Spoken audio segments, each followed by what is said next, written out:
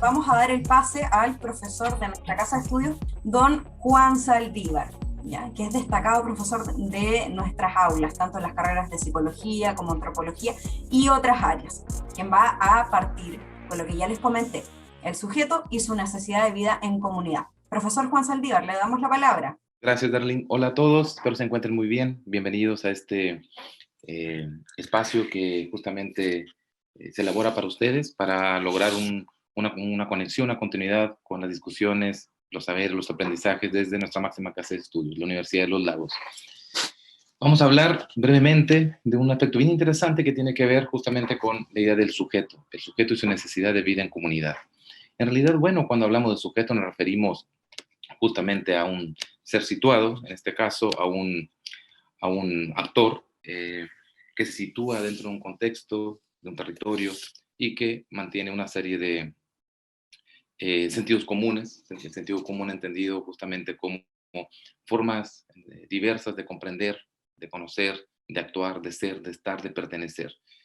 Cuando hablamos de un sujeto también nos referimos a no solamente a una noción de humano, sino más allá de un punto de vista biológico, también hacemos referencia, digamos, a un punto de vista social, donde lo social justamente alude a la conexión de personas, la interacción en este caso, conexión e interacción de formas del pensamiento y sobre todo de eh, puestas en escena. Cuando hablo de una puesta en escena, no me estoy refiriendo al teatro, sino justamente me estoy refiriendo a cómo los humanos eh, mantenemos una serie de relaciones interconectadas entre diferentes estratos, en este caso sociales, y que también lo representamos justamente en manifestaciones culturales. Vivimos también de cultura. Más allá de un ser situado en términos biológicos, también hay un ser situado en términos culturales. Y estas reflexiones quizá van a ayudar para comprender, digamos, de qué manera nosotros nos encontramos o de qué manera nosotros podemos eh, interactuar dentro de una comunidad. Cuando hablamos de una comunidad no nos referimos solamente a un grupo de personas, o tampoco solamente a gustos afines sobre ciertos aspectos de la vida cotidiana, sino nos referimos a cuestiones mucho más amplias. Las comunidades implican grupos, ¿sí? Relaciones, interacciones y también ciertas experiencias, digamos, que nos hacen ser, nos hacen situarnos dentro de un contexto territorial en específico. Es relevante pensar, cuando hablamos justamente de un sujeto en un contexto de vida en comunidad, de que no solamente podemos comprendernos también, como lo comenté hace un momento, de un punto de vista biológico, de un punto de vista cultural, sino también de un punto de vista psicológico. ¿Qué nos referimos por qué ahondamos o recurrimos a la psicología para comprendernos? Bueno, estructuras del pensamiento, formas de actuar, de ser y pertenecer. Es interesante pensar, digamos, estos dos conceptos de entrada, la noción del sujeto, desde un punto de vista, digamos, sociocultural, y por otro lado también la noción de comunidad, porque van a ser dos parámetros que van a medir la vida, en este caso, o las experiencias dentro de un contexto de vida cotidiana, de una aquí y una ahora. En ese sentido, podemos pensar también de que los sujetos interactúan a partir de una serie de estrategias, en este caso creativas, redes, por ejemplo, ¿sí? Redes de relaciones, por un lado, por otro lado también a través de formas de comportamiento, lo que determina la cultura o la forma de cómo nos comportamos, por otro lado formas de pensamiento, forma de cómo actuamos, y también digamos que eso va generando una serie de cuestionamientos sobre la noción del ser, de quiénes somos, y por tanto eso nos lleva a repensar un concepto más, la noción de identidad, cómo nos identificamos sobre en qué lugar o sobre, digamos, en qué espacio. Y todo esto nos lleva a repensar justamente eso, las relaciones y las experiencias, en este caso humanas. Ahora bien, cuando también situamos, digamos, la noción del sujeto y la noción de la comunidad, nos damos cuenta que son dos dicotomías o dos binomios un tanto engañosos, es decir, es como el huevo y la gallina. ¿Quién viene primero? ¿Es la comunidad o es el sujeto? En este caso, es complejo la respuesta, pero sí una aproximación podría ayudarnos a pensar sobre todo de que los sujetos, en este caso los individuos, construyen comunidades y lo construyen desde una serie de dimensiones. Por ejemplo, de un punto de vista cultural, de repente hemos escuchado quizá en la televisión o hemos leído en algún diario o en nuestros colegios nos han hablado de las contemporaneidades, por ejemplo, de las migraciones, en este caso en la región de los lagos y sobre todo a nivel nacional, o por ejemplo de personas que se desplazan de un lugar a otro. No tienen que ser las migraciones internacionales, en este caso, de personas que cruzan las fronteras, sino también de desplazamientos más locales, por ejemplo, o de un lugar a otro, o las movilidades, personas que se están desplazando constantemente. Lo que impera en los desplazamientos no es el movimiento físico, sino es también la resignificación, es decir, cómo se van construyendo las identidades y esto nos hace construir comunidades en diferentes lugares a la vez. Cuando hablamos o de acuerdo con lo que hemos conversado, esto nos lleva a pensar también en una noción muy relevante y quizá poco entendible, el concepto de simultaneidad. El sujeto no es teletransporte, no es un dibujo animado, pero sí construye relaciones a largas distancias. Y esto nos lleva a pensar la simultaneidad, cosas que van sucediendo a la par, o cosas que suceden al mismo momento en diferentes locaciones, diferentes lugares a la vez. La noción de comunidad es relevante para pensar no solamente de una perspectiva, si se dan cuenta, social, cómo actuamos y cómo construimos sociedad, o lo social como un todo, dirían los sociólogos, y no tampoco solamente como desde un punto de vista cultural, la forma de representación y manifestación de las identidades, de los comportamientos, a partir de tradiciones, de fiestas, y una serie digamos, de calendarios que vamos reproduciendo a lo largo del año o de los meses, etcétera. No solamente también desde un punto de vista psicológico, cómo pensamos y actuamos, sino también nos lleva a pensar o avanzar hacia una comprensión de una perspectiva político-económica, por ejemplo. Y nos damos cuenta, seguramente, si revisamos un par de años atrás, que hay nuevos mercados, por ejemplo, que se establecen y que esos mercados también hacen énfasis en las nuevas formas, digamos, del territorio, de la territorialización, formas que se van construyendo a lo largo del tiempo y que esto tiene que ver justamente con los desplazamientos, con los nuevos asentamientos, con las nuevas ideas y las nuevas tecnologías, digamos, de la comunicación sobre todo, la apertura de nuevas tecnologías, el acceso a nuevas tecnologías, la nanotecnología, las grandes industrias. Ahora, por ejemplo, podemos ir extendiendo nuestra memoria, nuestros recuerdos, desde atrás hacia adelante, pensando en que ahora también tenemos o estas tecnologías también nos ayudan a pensarnos en diferentes mundos posibles. El turismo espacial, por ejemplo, hace 10 o 15 años no era posible pensar en un turismo espacial. Ahora quizás vamos a tener un acceso en algunos años más, o quizá décadas, de una especie de turismo espacial. Y otras cosas, por ejemplo, que nos damos cuenta que hace 20 o 30 años no sucedían. El mismo uso de los celulares con Internet, por ejemplo. Y eso hace resignificar o reconstruir, digamos, volver a formar una noción de identidad y por tanto una noción del sujeto, una noción de humanidad situada en un contexto, en este caso en un territorio dado, y por tanto nuevas formas de comprender las comunidades, nuevas formas de comprendernos a un nosotros diverso dentro de un contexto más amplio de imágenes, de paisajes, de formas movedizas de ir conociendo y comprendiéndonos, en este caso, un punto de vista, como les comenté, social, cultural, pero también, digamos, político, económico, eh, eh, y bueno, dentro de un contexto espacial, en este caso, que es el territorio. Cuando hablamos del territorio nos damos cuenta que es un espacio que se construye no solamente a través de comunidades o de personas que se desplazan o que se conectan e interconectan a cortas distancias o a largas distancias, cuando hablábamos del concepto de simultaneidad, que hacen cosas a la par. En el otro lado del continente quizás se están desarrollando una serie de actividades o tradiciones o fiestas o etcétera, que en este lado quizás estamos desarrollando otras. El tema del cambio climático, por ejemplo, que nos ayuda también a ir situando o proyectando, en este caso, desde un punto de vista de los futuros, del futuro, ir pensando en nuevos espacios de asentamiento y de anclaje. Entonces, nos damos cuenta que la noción del sujeto siempre es de un ser pensante y activamente relacionado, digamos, con una noción de comunidad. Necesitamos vivir juntos. Y esa noción de estar juntos, o de junteridad, diría Tim Ingold, uno de los grandes teóricos de la antropología, es justamente eso, es cómo o son los procesos y las experiencias en tanto relaciones que se van construyendo a cortas, a largas distancias y de manera simultánea, en diferentes lugares a la vez. Yo los invito a que ustedes puedan seguir conversando con los siguientes expertos sobre diferentes áreas para ir comprendiendo estas nociones, digamos, pero sobre todo ir pensando también y no olvidar que somos eso, somos sujetos pensantes que actuamos y nos relacionamos a través de eso, de estructuras, de formas del pensamiento y de relaciones interconectadas, movedizas, que se desplazan, de una serie de imágenes y de paisajes que de alguna manera se van mostrando de acuerdo a una serie de aspectos, avance de la tecnología, relaciones políticas y económicas a largas distancias, bueno, esto nos ayuda también para avanzar hacia la toma de decisiones. ¿Quiénes somos y hacia dónde vamos? Gracias. Muchas gracias, profesor Juan. Agradecemos su intervención. Ahora, para pasar y contextualizar lo relacionado con los movimientos sociales, damos la bienvenida al profesor Alexis Mesa. Muchas gracias, Darling. Se escucha bien, ¿verdad? Saludarles a todas y cada uno de los asistentes a esta actividad. Veo que es una actividad que ha concitado mucho interés y me alegro por ello. Y agradecer la invitación al equipo del PAS Lagos porque han puesto dentro de las temáticas a tratar, yo creo, temas de de alto interés contingente, cosas que están pasando hoy día en la sociedad y que pueden ser de, espero, de interés para los estudiantes que están hoy día convocados acá. Como decía al inicio, Darling, yo soy Alexis Mesa, profesor del Departamento de Ciencias Sociales de la Universidad de los Lagos y en particular también profesor de Historia. Y me han pedido que me refiera a los movimientos sociales y la participación política de los jóvenes.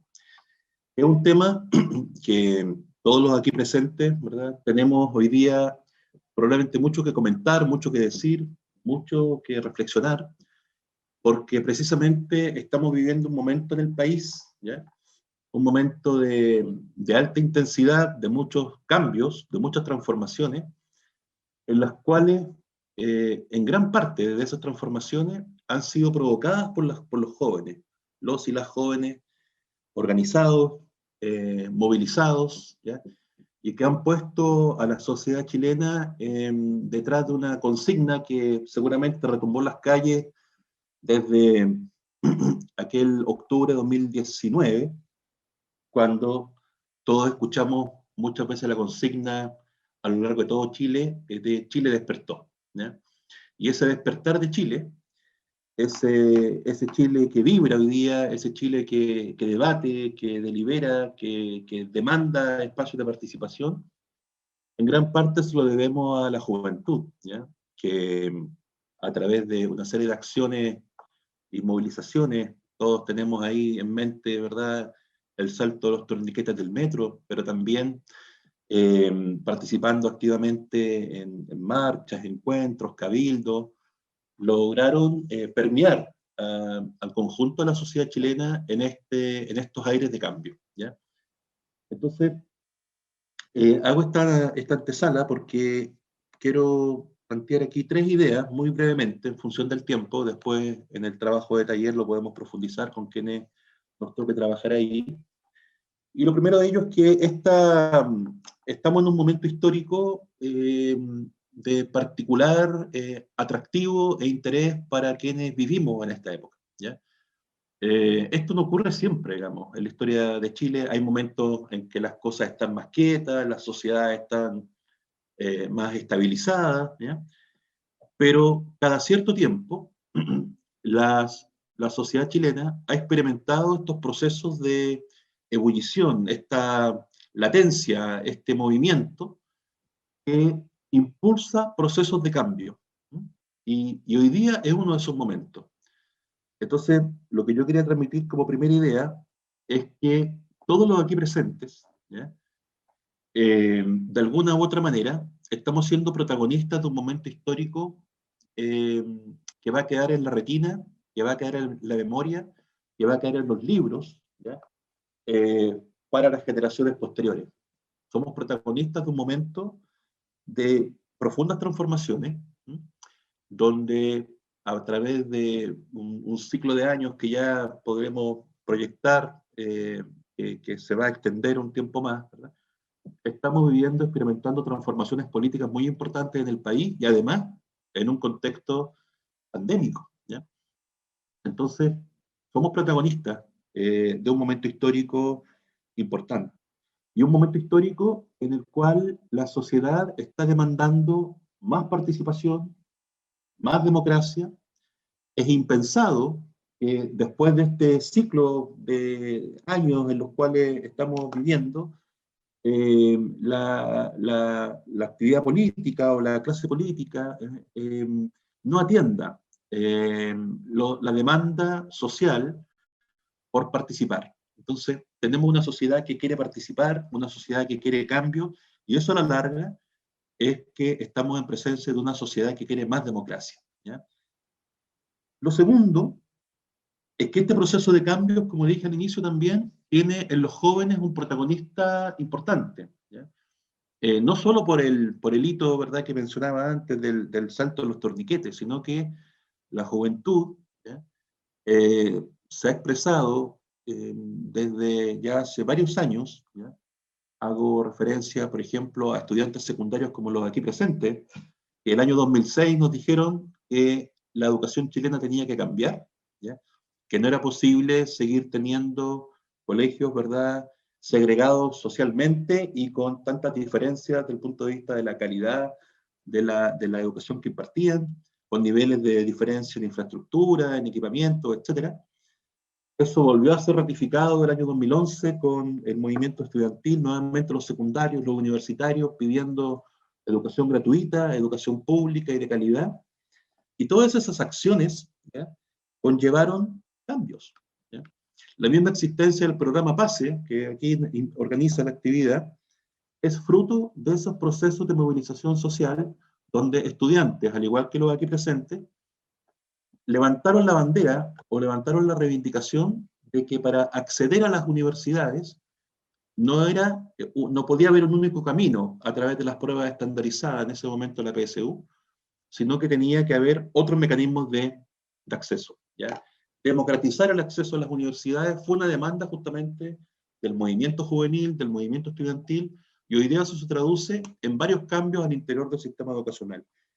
Entonces, la participación, la movilización social, ha impulsado cambios en la historia. Este es uno, el campo educacional. Pero también cuando pensamos en las leyes laborales, el que existe una jornada de trabajo de 8 horas, o que existe incluso una silla en los puestos de trabajo, eso ha sido fruto también de movilizaciones que antes hicieron los trabajadores a comienzos del siglo XX o fin del siglo XIX en Chile. Entonces, una forma que ha existido en la historia de Chile para provocar cambios han sido las movilizaciones sociales. Y las movilizaciones sociales, por lo tanto, son un canal de participación, un canal que ha mostrado capacidad, por tanto, de lograr transformaciones y un proceso además en el cual la juventud ha sido protagonista. Y lo tercero, en función de esa misma idea, es que durante muchos años se incubó una premisa, que es que a los jóvenes no les interesaba la política, que a los jóvenes no les interesaba participar, o que a los jóvenes la verdad es que veían con distancia porque, como decía un tenista por ahí, no estaban ni ahí con estos temas de interés público. Y lo que queda demostrado en los últimos 10 o 15 años es que a la juventud sí le interesa participar, sí le interesa organizarse, sí le interesan los temas de carácter público que nos demandan como sociedad, como ciudadanía. Probablemente no les interesa tanto participar, y será parte de la conversación tal vez del taller, no les interesa tanto participar en los espacios tradicionales, en los partidos políticos tradicionales o en los procesos electorales. Vimos el domingo recién una elección con bajos niveles de participación en muchas comunas. Sin embargo, a los jóvenes les interesa participar de otras maneras, en otros espacios, de otros lugares, ¿eh? A través de las redes sociales, por ejemplo, o a través de procesos activos de organización juvenil o vinculada a espacios más locales, territoriales. Vemos una sociedad que quiere participar, y cuando la sociedad participa es una sociedad más democrática. Y cierro estas primeras reflexiones también indicando, en mi calidad de profesor de historia, que la historia es una disciplina que permite estudiar estos fenómenos de cambio, ¿ya? La historia no solamente es una disciplina para mirar el pasado, como tradicionalmente a veces se ha entendido, sino que también nos permite comprender el presente, podemos hacer también historia del tiempo presente y, por supuesto, proyectar el futuro, pensar el Chile que viene, el mundo que viene. Entonces, desde la historia, mirando hacia atrás, pero también mirando hacia adelante, podemos comprender mucho mejor la sociedad en que vivimos. Muchas gracias de nuevo por la invitación y quedamos atentos a las próximas etapas del webinar. Gracias, Natalia. Muchas gracias, profesor Alexis. Agradecemos su exposición y le vamos a estar invitando, ¿cierto?, a que las y los estudiantes se puedan sumar después a los talleres del profesor Juan y del profesor Alexis. Ahora doy la bienvenida a la profesora Karen Asenjo, académica de nuestra casa de estudios, ¿ya?, y de la carrera de Derecho. Hola chiquillos, ya me presentaron. Bueno, yo les voy a hablar un poco de la participación. Hay muchas cosas que decir al respecto, pero tenemos 10 minutos para concentrarnos en los aspectos más relevantes, ¿ya? ¿Cómo es la participación en la Constitución actual? Estamos en medio de un proceso constituyente, así es que veamos qué es lo que hay. Hice una presentación, a ver, veamos. Ya. A ver. Lo primero que tenemos que tener en consideración es qué es participar. Participar implica el ejercicio de un derecho fundamental, ¿cierto? Que tiene que ver con sentirnos parte de algo, ¿ah? Intervenir en una comunidad. Cuando hablamos de un Estado, estamos hablando de una comunidad política, de una sociedad política. Por lo tanto, participar de ese Estado implica, ¿cierto?, poder incidir en la toma de decisiones, ¿ya? A eso se refiere participar. Y esto de participar, en el fondo, es la expresión de la democracia como forma de gobierno. La democracia es un principio que tiene una serie de variantes. La democracia es muchas cosas, ¿ya? Pero para efectos del desarrollo o de la toma de decisiones, la democracia es una forma de gobierno, ¿ya? Que implica que el pueblo es parte de esa toma de decisiones, del ejercicio de ese poder, ¿ya? Eso es un poco el principio democrático en términos muy, muy amplios, ¿ya? Bueno, aquí yo tomé algunas ideas generales, democracia sustantiva, democracia procedimental, que tiene que ver un poco con que la democracia implica asegurarle a los sujetos, a nosotros los ciudadanos, el respeto de los derechos fundamentales, pero también es una garantía de libertad y de igualdad, ¿ya? En la medida que nosotros somos escuchados, somos parte. Por eso es que el voto, por ejemplo, o el sufragio universal es la primera medida democrática, ¿ya? En la medida de que cada voto, el voto de cada uno de nosotros tiene el mismo valor, ¿ya? Y eso nos transforma en iguales y también nos transforma en libres, ¿ya? Libres e iguales en ese sentido de participación. Y procedimental.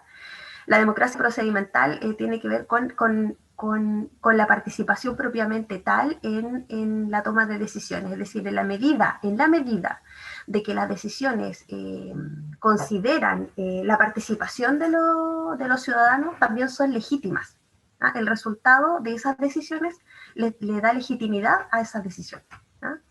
Eso en términos generales. Ya, acá había algunas cosas que aclarar, porque el tema que me toca hablar es el reconocimiento de la participación ciudadana en la Constitución. Nosotros nos preguntamos primero qué era la participación ciudadana, ¿cierto? Entonces, en la lámina anterior dijimos, bueno, participar parece que es ejercicio de la democracia, ¿cierto? Es sentirnos parte de algo. Y al mismo tiempo es legitimar la toma de decisiones, ¿no? La pregunta es entonces, ¿cuál es la participación ciudadana que hay reconocida en la Constitución actual? Porque parece que cuando miramos el tema, la única forma de participar que nosotros conocemos es votar. Parece, ¿cierto? ¿Cómo está recogida la participación ciudadana en la Constitución? Pero es que es relevante este tema porque aquí parece que tenemos un problema, ¿cierto? A ver, lo primero es que la Constitución es la norma de más alto rango dentro del sistema, parece que nos quedó claro, ¿cierto? Parece que muchos de los problemas que tenemos pasaba por tener que modificar una Constitución, ¿no? Parece que ahí estaba el problema, ¿cierto? Luego, soberanía, dice acá, igual poder. ¿Por qué se habla de soberanía? Porque dentro de los primeros artículos de la Constitución se dice, bueno, Chile es una república democrática, se habla de la soberanía. ¿Qué es la soberanía? ¿Ah? La soberanía equivale al poder, el poder. ¿Ya? Cuando nosotros hablamos de las formas de gobierno, todas las formas de gobierno que hayan son ejercicio de poder. ¿Cómo se distribuye el poder? El poder, en estricto rigor, es uno. Pero ese poder, nosotros como lo conocemos, se divide en funciones. ¿Ah? Está la función ejecutiva, la legislativa y la judicial. ¿Nosotros por quién votamos? Por la función ejecutiva, que es la del presidente de la República. ¿Ya? Esa es la que nosotros votamos.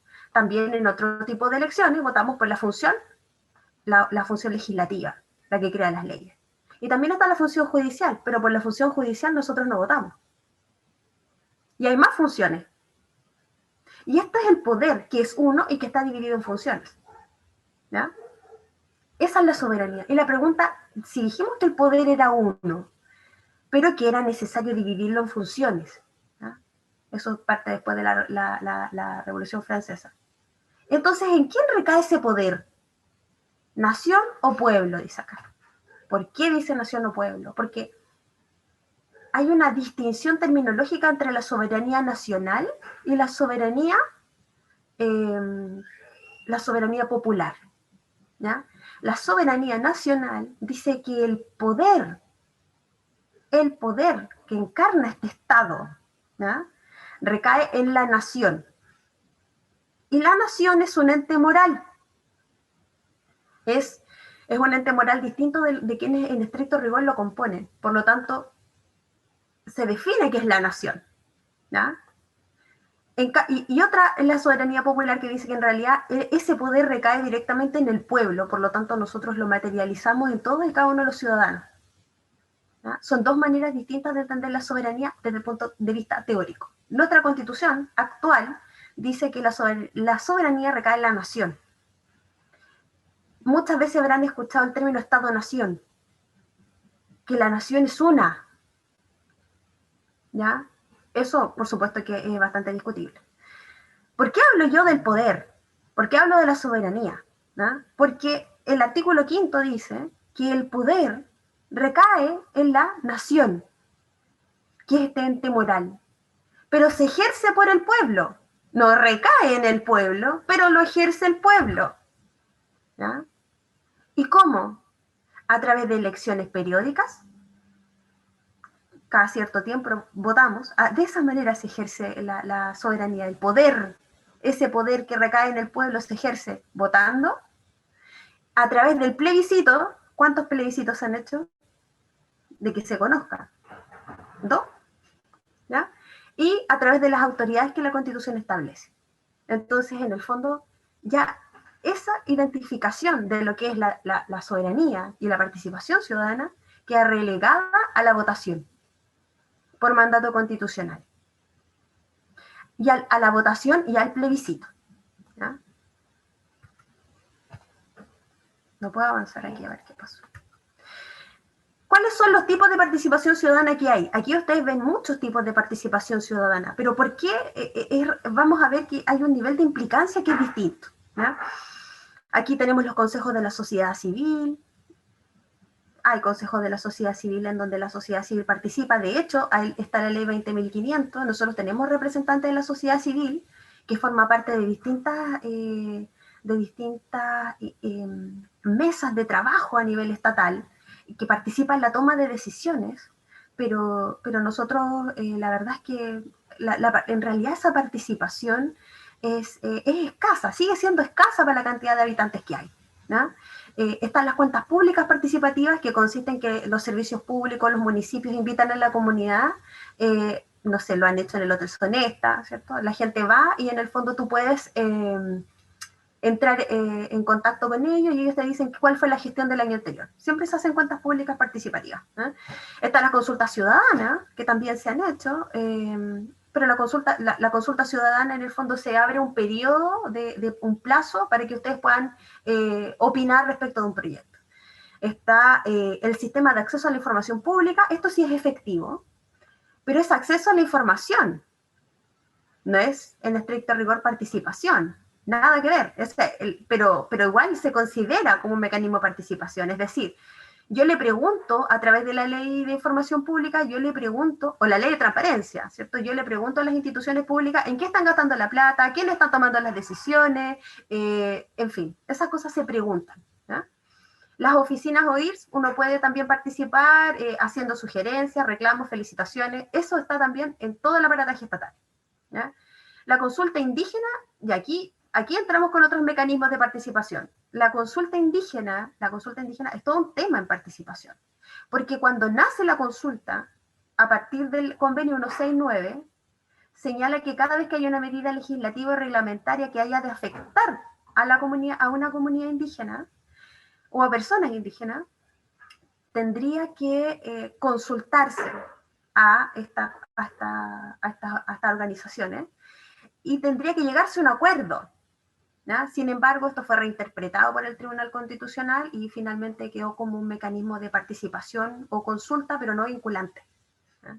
Por lo tanto, tampoco cumple con el estándar internacional en ese sentido, ¿ya? ¿Por qué? Porque fue la propia Constitución, el Tribunal Constitucional, el que dijo de que en realidad no podía considerarse que la consulta indígena en estricto rigor era un plebiscito. ¿Ah? Me queda poco tiempo ya, bueno, continúo. Plebiscito y las elecciones periódicas. En el caso de los plebiscitos, ¿ah? Tenemos 2 plebiscitos, perdón. Me queda poco tiempo. Ya, terminó mi plazo. Terrible. Voy a terminar esta idea nada más. Los plebiscitos, existe limitación en cuanto a los plebiscitos. ¿En qué sentido? El plebiscito comunal implica que la municipalidad invita a participar a la comunidad en la toma de una decisión. En Osorno fue cuando se invitó al Rahue Comuna, hace tiempo atrás. Puede ser porque lo pide directamente la sociedad o porque lo ordena el municipio. Es decir, la comunidad podría pedir un plebiscito y no lo hacen. Y eso está regulado en la Ley Orgánica Constitucional de Municipalidades. El otro plebiscito, existe una posibilidad de participar en ese plebiscito que consiste en que haya una discusión a propósito de una reforma constitucional. Bueno, ese caso tampoco se ha dado. Y por último, las elecciones periódicas. Bueno, para terminar la idea, como reflexión final, hoy día urge incorporar mecanismos de participación ciudadana efectiva que garanticen el ejercicio de la democracia en un nuevo proyecto de constitución, y utilizar las tecnologías de la información. Es decir, hoy día hay medios para asegurar la participación ciudadana. Eso, perdonen la extensión. No hay problema, profesora Karen. Le agradecemos muchísimo su intervención, interesante, por supuesto que da para mucho, pero esta era la contextualización para ahora irnos a trabajar a los talleres.